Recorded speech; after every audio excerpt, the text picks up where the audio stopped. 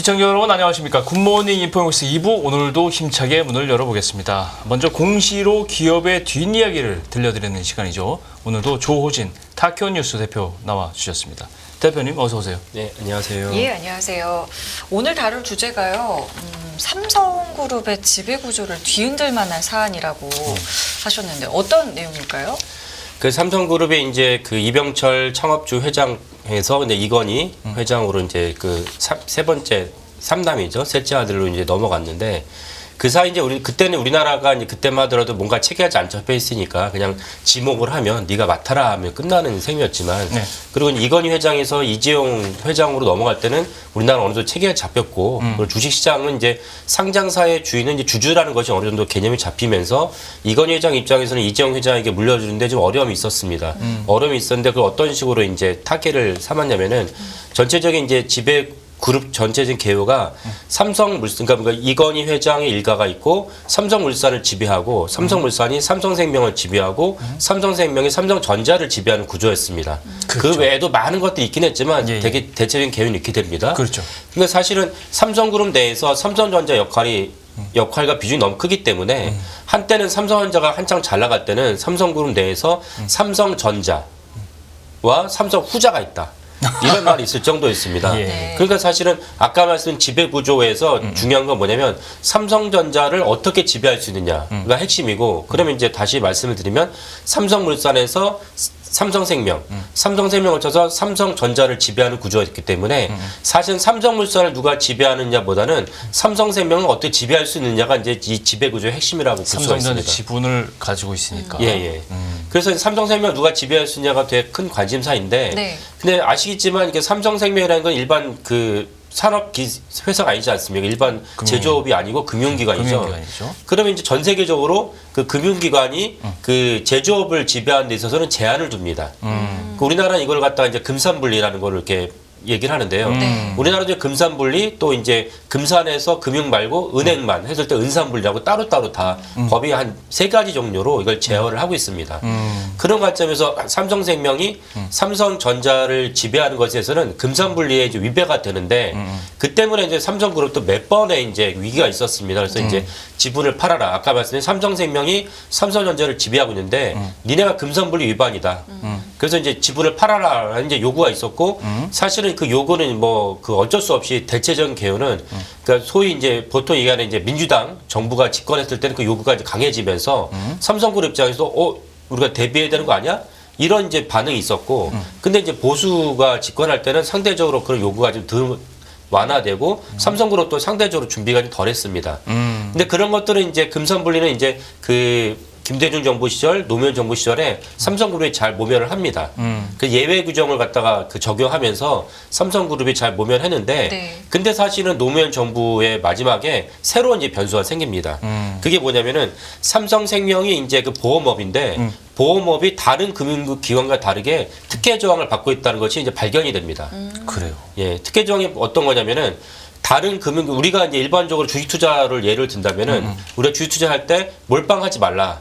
왜냐면 나는 이 기업이 정말 최고로 잘 나간다고 보고 투자를 했지만 이 기업이 많이 꼬꾸라졌다가는 내 수익률이 손실이 나고 네. 심지어 내가 빚을 내서 많이 투자를 했다고 하면 엄청난 이제 뭐 가산 탕진하는 정도가 생기기 때문에 그렇겠죠. 몰빵하지 말라고 이제 우리가 조언을 합니다. 네. 그런 관점에서도 그 삼성생명을 비롯한 금융기관들이 특정 회사에다가 주식 투자할 수 있는데 주식 투자할 때는 3% 초과하지 말아라. 아, 3% 초과했을 때 네. 니네 자산의 포트폴리오에 문제가 생길 수 있다.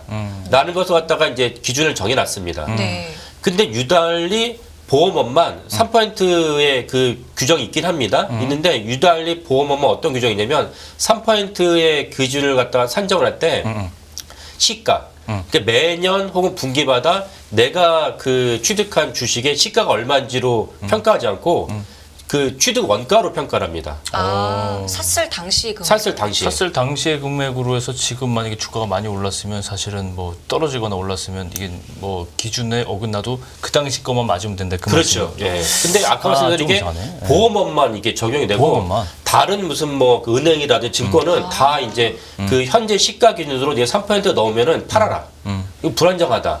이렇게 규정이 되는데 보험업만 이제 3% 미만까지만 취득 원가로 되어 있습니다. 그렇군요. 그래서 삼성생명이 그 삼성전자 지분을 1980년대 취득을 하면서 네. 당시 이제 아까 말씀드린 대로 취득 원가대로 하다 보니까 네. 이게 3% 미만입니다.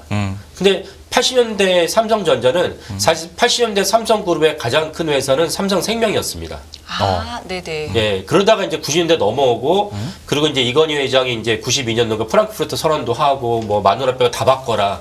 그리고 2000년에 또 한 번 엄청난 혁신을 요구하면서 오늘의 굴지의 삼성전자가 된 것이지, 80년대만 하더라도 삼성전자가 그렇게 큰 이렇게 돋보이는 존재는 아니었습니다. 그러다가 이제 삼성전자가 아까 2000년을 넘어오면서 사실은 또 삼성전자 주력이 이제 메모리 반도체 얘가 엄청난 치킨 게임을 벌이다가 많은 기업들이 도태해 나가면서 네. 삼성전자가 부동의 1위로 차지하면서 삼성전자가 돈을 뭐 엄청나게 법니다. 그러면서 이제 주가도 이제 제 기억에 이제 어제 같은 경우 종가 기준으로 삼성전자의 시가총액이 480조.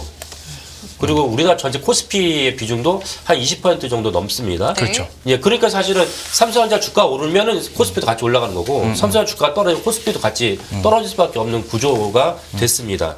그러면 이제 아까 말씀드린 보험업법에서 3% 미만으로 취득 원가를 규정한 그 네네. 규정을 고쳐야겠다라는 이제 그 여론이 생겼고, 이거를 이제 이종걸 의원실에서 그 처음에 19대 발의를 합니다. 그리고 이제 20대도 발의하고 21대를 에서 발의를 했는데 아직까지 통과가 안 된 상태입니다. 그러니까 이제 이런 점에서 사실은 이제 삼성전자나 삼성그룹 입장에서 되게 초미의 관심사인데 처음에 이제 이 같은 그 아까 말씀드린 19대에서부터 계속 이 같은 그 네. 법안이 발의됐을 때 네. 삼성그룹은 처음에는 이게 별로 이렇게 통과될 것 같지 않다. 물론 이제 예민한 주제이고 언제나 이렇게 관심 가지만 주제이긴 하지만 이 법안이 실제로 현실화될 가능성은 희박하다고 판단했던 것 같습니다. 예. 그러면은 예. 조금 앞으로 돌아가서. 잠깐만요. 이게 너무 막 얘기해 계셔가지고 네. 저희가 따라갈 수가 없어요. 네. 저희가 준비한 질문이 있어요. 질문 맞춰서 네, 대답해 맞습니다. 주세요. 예. 근데 금산볼리 먼저 시청자분들께 좀 소개를 해주세요. 예, 그렇죠. 금산볼리라는 용어를 많이 쓰셨는데 예.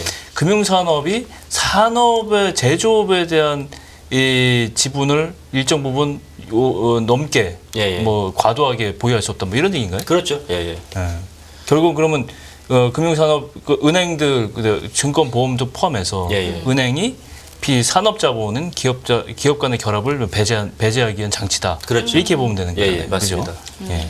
그러면 지금 이 삼성생명의 자산 중에서 예. 삼성전자 비중을 저희가 어느 정도라고 알면 되는 거예요? 그러니까 이제 그 주가가 삼성전자가 이제 7만을 무너지기도 했다가 네. 다시 네. 7만 원 올라갔는데 네. 삼성전자 주가 7만 1,300원 기준으로 했을 때 네. 이게 제 기억에 이제 그 목요일 날 오전에 7만 1,300원이었던 것 같습니다. 예. 이 기준 했을 때 삼성전자의 이제 지분은 그 전체 삼성 생명에서는 약 12%를 차지하게 됩니다. 아이고, 그럼 3%가 아니고 이건 뭐 어마어마한 비중이 그렇죠. 되버렸어요. 9% 정도가 이제 근데 이거를 오버되는 샀대 건데. 원가로 그냥 그 금액으로 하면 이게 안 된다 그런 얘기. 그렇죠. 3% 미만입니다. 왜냐하면 원가로 샀을 때 당시 삼성생명이 투자한 금액이 약 8,400억인가 밖에 되지 않기 때문에 그렇죠. 사실은 이제 그 삼성생명 입장에서는 3% 넘을 리가 없다고 안심을 했는데 그렇죠. 네. 삼성전자가 엄청나게 커지면서 사실은 이제 다른 금융기관과 동일하게 이제 적용한다면 3%가 넘게 됩니다.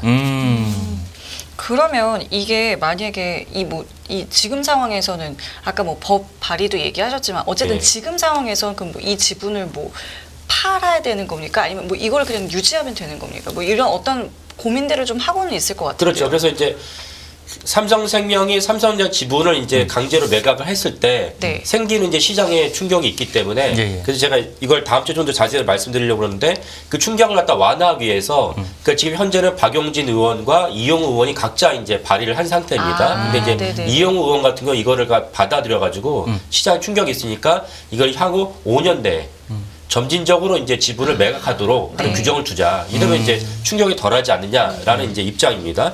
그리고 이제 설령 또 그렇다 할지라도 이 어느 정도 우리나라 입장에서는 이제 주식시장이 커졌기 때문에 그렇죠. 삼성전자라는 우량주가 나왔을 때 이게 사실은 국민들도 사실 이 주식을 갖다가 살 수 있는 기회도 생긴다고 볼 수 있기 때문에 이런 충격이 별로 없다라고 주장하는 분도 계시고 그러나 아까 말씀드린 대로 그래도 이게 한 번에 물량이 나오면 충격이 되니까 다른 장치가 필요하다. 그래서 5년에 걸쳐서 차분하게 이제 매각을 하자라고 이제 완충 장치를 이제 이용우 의원실에서 두기도 했습니다. 두 분 다 박용진 의원, 이용은 전부 다 민주당. 그렇죠. 예. 네.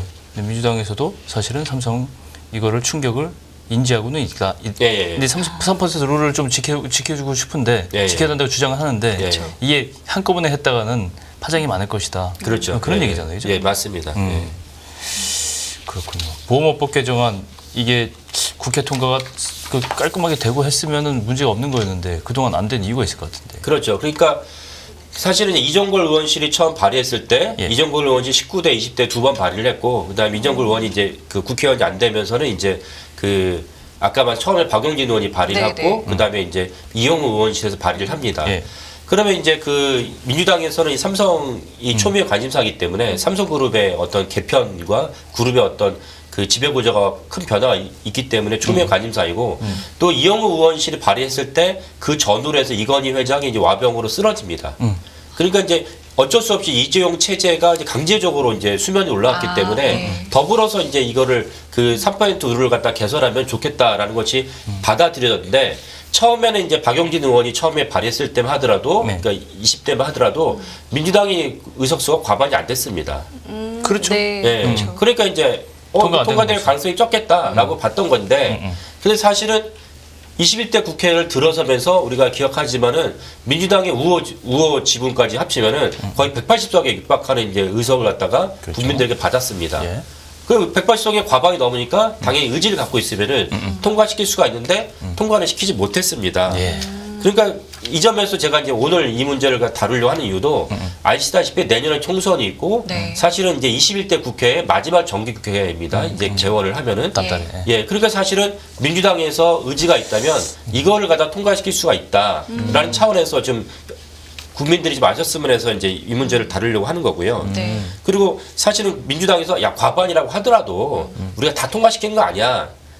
이게 말할 수 있는데 근데 민주당이 지난 21대 중요한 법안을 보면은 예를 들면 이제 검수완박 기억하시겠지만 네. 이게 사실 검수완박 때문에 오늘 윤석열 대통령을 만들기도 한 건데 검수완박법 그다음에 공수처법 그다음에 윤석열 대통령이 취임한 다음에도 양곡법 같은 경우를 민주당에서 그냥 과반이 넘는다는 이유로 그냥 강제적으로 통과시켰습니다. 그렇지. 그러니까 각 세 가지 법에 대해서는 뭐 제가 이 자리에 논의할 필요는 없을 것 같고 그러나 적어도 삼성그룹을 개혁을 하는 재벌을 개혁한다는 이 중요한 측면에서 민주당이 만약 의지가 있다면 네. 충분히 이제 해당 법안을 통과시킬 수 있는데 마지막 정기국회에서 민주당이 의지가 필요하다라는 관점에서 좀 말씀을 드리는 것입니다. 그 국정감사 이제 다음 달에 있는데 예. 여기서 이제 삼성생명이 삼성전자의 지분을 팔 수도 있다 이런 이야기가 나오고는 있거든요. 예, 근데 예. 어떻게 전망하세요? 근데 이제 제가 이제 그 삼성생명이 3%만 남겨 팔았을 때 네. 그 이재용 일가의 사실 이재용 그 회장이 삼성전자를 지배하는 구조는 제가 볼 때 큰 어려움 없을 것 같습니다. 아, 그래요? 예, 왜냐면은 그 여전히 삼성물산이 또 삼성전자를 지배하고 있고 네. 삼성생명이 3%를 삼성전자가 갖고 있고 네. 그다음에 이재용 부회장 비롯한 일가가 또 삼성전자를 지배하고 있으니까 다 합치면 15%가 됩니다. 아. 그 삼성전자에서 15% 지분을 갖고 있다는 것은 사실은 물론 우리가 보통 경영권 안정선이 20%거든요. 네. 20%보다는 부족하긴 하지만 삼성전자가 뭐 480조라는 어마어마한 덩치이기 때문에 15%만 해도 경영권 안정에는 문제가 없지 않을까. 그러니까 이제 이재용 회장도 이거를 수용하고 또 사실은 삼성도 처음에 아까 말씀대로 정권이 그러니까 그 21대 국회에서 과반이 되니까 약간 좀 수용하는 예전과 다르게 약간 수용하는 좀 자세 입장을 좀 보이기도 했습니다. 네. 예. 그렇군요. 예, 이 문제는 사실은 좀 굉장히 일반 시청자분들이 이해하기 복잡할 수가 있어요. 예, 예. 지배구조 문제는 굉장히 복잡하고 뒷면에 또 다른 얘기가 있을 수 있거든요. 예, 예. 그렇죠. 여러 가지 앞으로도 공시를 통해서 좀 이 문제를 좀 다뤄주시기 바랍니다.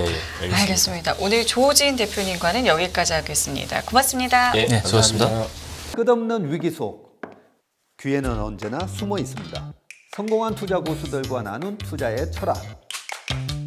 다가올 기회를 잡아내는 부의 만찬으로 여러분을 초대합니다. 푸짐하게 한 상 차려놓았습니다.